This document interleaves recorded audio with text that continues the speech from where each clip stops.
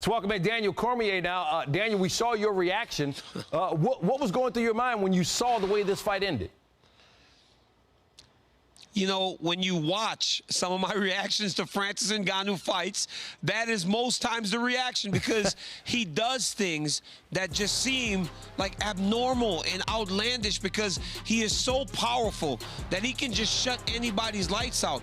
Even with this fight tonight, he has still only fought about 7 minutes in 5 fights. It's insane what Françis has done. Ngannou said he wanted to avenge that loss from 2018, DC, and Stipe had to know that he was going to try to attack, but it still worked, unlike the way it didn't work in 2018. What was the difference this time? Everything. It was absolutely everything, Stan.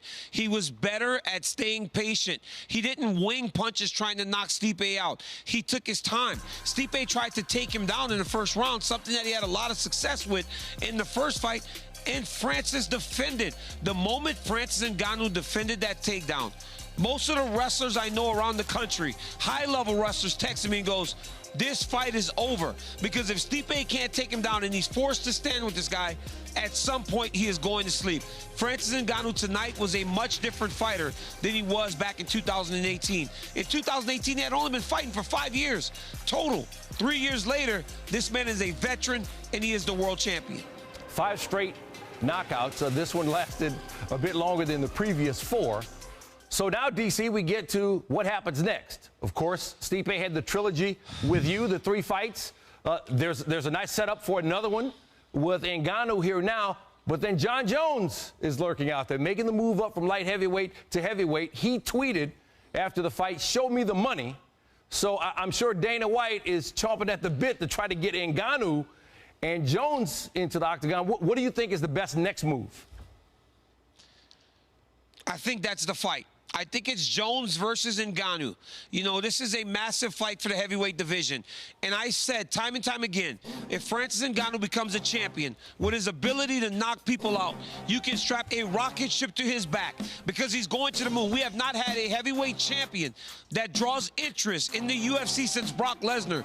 Nobody knocks people out like Françis since Mike Tyson.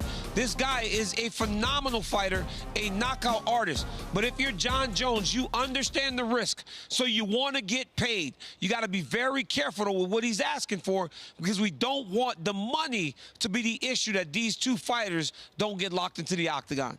All right, we can't overlook Miocic. 4 title defenses. That's the most ever in the heavyweight division. You know all about him. Regarded as the greatest heavyweight ever coming into this fight, does that career narrative change any as a result of this? No. No, Stan. He is still the greatest heavyweight of all time. Listen, man, we are in a sport where people lose. One fight, one loss does not identify who Stipe Miocic was and is today still. But what I do believe is even if he wants to revisit the Françis Ngannou fight, it needs to be after some time. For him to rush back in there with Françis would be a massive mistake. But honestly, at 38 years old, we don't know if we'll ever see Stipe Miocic again because the guy was underrated for a long time. I hope that he's not one of those guys that we appreciate when he's gone if he doesn't fight again. But even if he does, I think he needs to take some time. He's about to have a son in the summer.